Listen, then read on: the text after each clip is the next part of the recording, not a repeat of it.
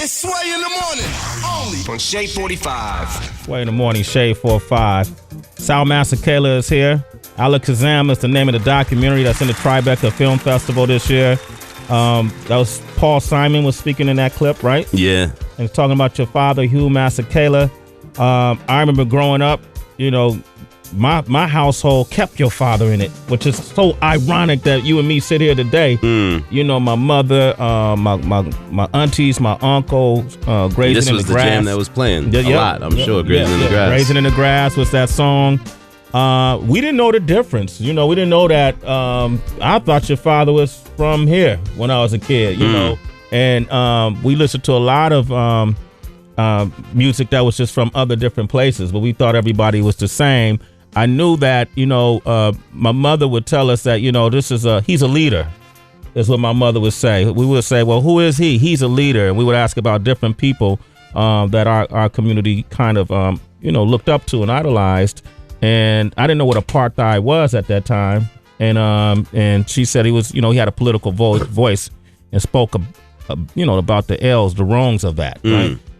Did you have any idea who your father was growing up?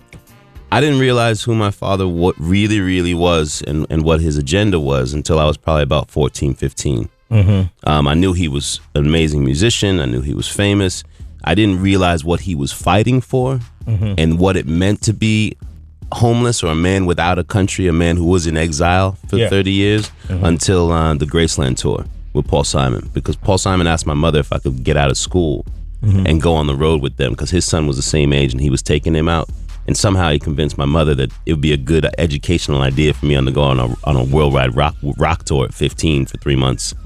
And when we went out on that tour, you know, there was a lot of bad press aimed at Paul Simon because they called the Graceland tour and that album exploitive and how he was exploiting South African musicians. And, you know, we're supposed to be, you know, have all these sanctions morally and what have you against South Africa. And Paul was like, I'm just trying to show you what South Africa is, why this is to be fought for. And that's when I really got to start to see my father as the freedom fighter that he was. And I in turn started to understand my South Africanness, if you will, being raised as a young African American. Do you have, so you've been to South Africa? Yeah, a few times. Yeah, in 1991 I went back and I was my father's road manager for his homecoming tour.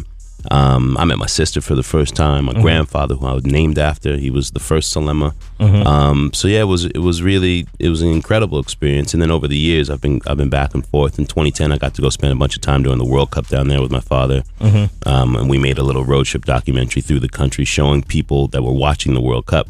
Yeah, you're watching these games, but this is Africa. This is Africa. This is the place you should come and check and feel and see its people, and this is what it's about. Well, your relationship with your father, now, you know, you're famous in your own right. You've done your own things, carved your own niche, and you didn't have to do it, and it wasn't nepotism. It's something that you went out and figured out for yourself.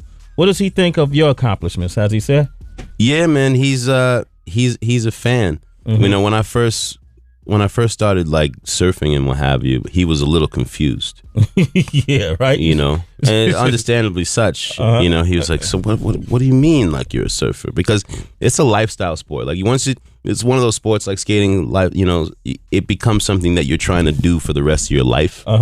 And he was a little confused, but once he saw my passion for it, he was 100% behind it. And then he came to the X Games, and the first time he came to the X Games and he saw skateboarding, he was like.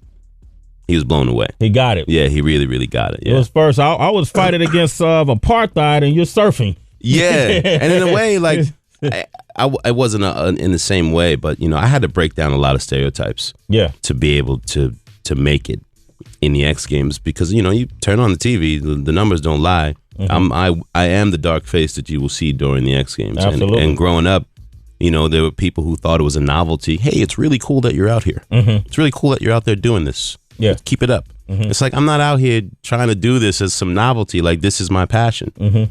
And that's honestly, and I don't think anyone questions that. The way you host the X Games or the Winter Games, you know, I don't think anyone questions that that's your passion. You seem like the most knowledgeable person in the room to me.